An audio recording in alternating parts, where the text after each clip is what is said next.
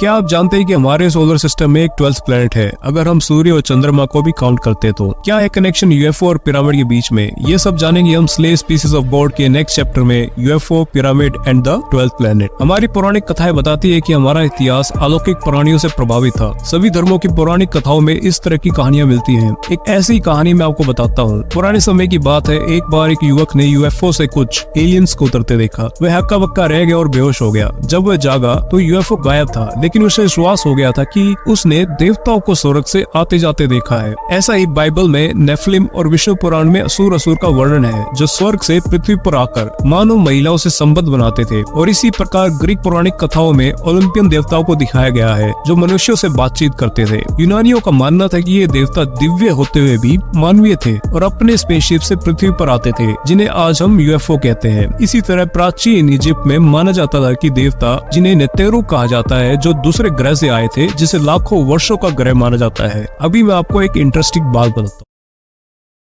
आपने अलेक्जेंडर के बारे में सुना होगा, लेकिन क्या आपको इसके पीछे एलियन थ्योरी जानते हैं? असल में अलेक्जेंडर अमरता की खोज करने निकला था, क्योंकि वो खुद को इजिप्ट के देवता अमन रा का पुत्र मानता था। उसकी यात्रा इजिप्ट के हेलियोपोलिस से शुरू हुई। वहाँ एक मंदिर में रखे सेलेस्टियल बोर्ड को देखा, जिसे आज भी कुछ लोग यूएफओ मानते हैं। हेलियोपोलिस में अलेक्जेंडर अपनी दिव्य विरासत की खोज में इजिप्ट के पुजारियों से मिलता है, जो उसे सिनाई प्रायद्वीप जाने को कहते हैं। वहाँ जाकर उसने कुछ पुराने आर्टिफैक्ट्स देखे और एक रहस्यमय स्थान पर एक देवदूत से मिला, जिसने बताया कि गेटवे ऑफ गॉड्स बेबीलोन में है। वहाँ जाने पर अलेक्जेंडर को देवता मार्डुक का मम्मीकृत शरीर मिला। बाद में उसे एहसास हुआ कि देवता भी नश्वर है और वह अमर नहीं हो सकता। अलेक्जेंडर की ये खोज विभिन्न संस्कृतियों के देवताओं के बीच एक संबंध को उजागर करती है, क्योंकि अलेक्जेंडर जो था वो एक ग्रीक था और इजिप्शियन गॉड की खोज करने वो निकला था। आगे हम जानेंगे मेसोपोटामिया में आर्कियोलॉजिकल खोजों से पता चलता है कि ये देवी देवताओं, जिनकी पुरानी कथाएं हम सुनते आ रहे हैं, वे बेसिकली सुमेरियन सभ्यता की पुरानी कहानियों से मिलते हैं। नेक्स्ट पार्ट में सुमेरियन सभ्यता से मिले 3 से 4 हजार साल पुरानी क्ले टैबलेट से आपको ये जानने को मिलेगा कि ये जिन्हें हम देवता और असुर मानते आ रहे हैं, वो असल में किस ग्रह से आए थे और उनका आने का असली कारण क्या था। उन्होंने पृथ्वी पर आने के बाद पहला काम क्या किया।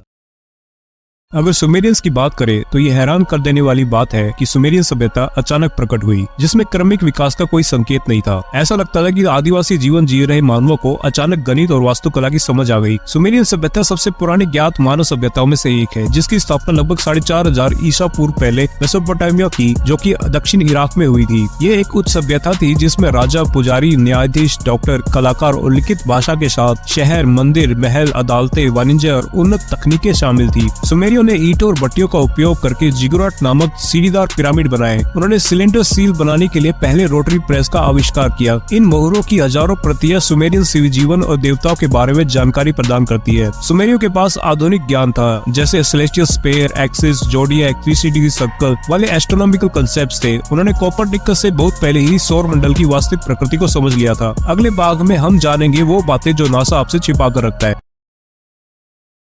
आपने 9 ग्रहों के बारे में सुना होगा, लेकिन आधुनिक एस्ट्रोनॉमर्स हमारे सौर मंडल में एक 10th प्लेनेट होने की संभावना बताते हैं। अब इस 5000 साल पुराने क्ले टैबलेट को ध्यान से देखें। इसमें आप सूर्य के पास 9 ग्रह देख सकते हैं और पृथ्वी के पास एक चंद्रमा। इसके अलावा दाईं ओर एक और ग्रह दिखेगा, जिसे सुमेरियंस निबिरू के नाम से जानते हैं, जिसे प्लेनेट एक्स भी कहा जाता है। हालांकि हिंदू सभ्यता में तो केवल 6 ग्रहों का वर्णन है, जिसमें आखिरी ग्रह शनि है, लेकिन प्राचीन सुमेरियंस ने अपने रिकॉर्ड्स में यूरेनस, नेपच्यून और प्लूटो के बारे में पहले से वर्णन कर रखा है, जो कि बताता है कि उन्हें ब्रह्मांड की संरचना का अच्छा ज्ञान था। अब सवाल उठता है कि ये ज्ञान सुमेरियंस को किसने दिया? इसका जवाब है अनुनाकी, जिसका अर्थ है वे जो स्वर्ग से आए। निबिरू अनुनाकी का ग्रह है। बाकी इस वीडियो के अगले भाग में हम इन अनुनाकी और प्लेनेट एक्स के बारे में अधिक जानेंगे। सबसे इंटरेस्टिंग बात यह है कि सुमेरियंस ने एक 12th प्लेनेट निबिरू का जिक्र किया है, जिसे प्लेनेट ऑफ द क्रॉसिंग भी कहा जाता है। इस ग्रह को 3600 वर्ष लगते हैं सूर्य का एक चक्कर काटने में। सुमेरियंस का मानना था कि निबिरू वो ग्रह था जहां से इनके देवता अनुनाकीस 4,50,000 वर्ष पहले पृथ्वी पर अपने स्पेसशिप से पहुंचे थे। लेकिन अनुनाकीस का पृथ्वी पर आने का कारण क्या था? अनुनाकीस का प्राइमरी मिशन अपने ग्रह निबिरू के नष्ट हो रहे एटमॉस्फेयर को बचाना था, जिसके लिए उन्हें गोल्ड पार्टिकल्स की जरूरत थी। थी। उनके ग्रह पर गोल्ड सीमित मात्रा में था, जिसकी खोज के लिए एक स्पेसशिप्स जिसका नेतृत्व साइंटिस्ट एंकी कर रहा था पृथ्वी पर पहुंचता है। गोल्ड माइनिंग की शुरुआत साउथ ईस्ट अफ्रीका से होती है। आपको लगता होगा कि गोल्ड माइनिंग अनुनाकी खुद करते होंगे, लेकिन ऐसा नहीं था। ये काम हम इंसानों से करवाया जाता था। हम वो इंसान है जिसे अनुनाकीस अपने साइंस लैब में 15 पर जेनेटिक इंजीनियरिंग करके बनाया, और इस तरह शुरुआत होती है इंसान बनने की कहानी, जिसे आप बाइबल, कुरान और विष्णु पुराण में पढ़ते आ रहे हैं। बाइबल में द ग्रेट फ्लड और विष्णु पुराण में महाप्रलय एक विस्तृत सुमेरियन कहानी का एक कंडेंस्ड वर्जन है।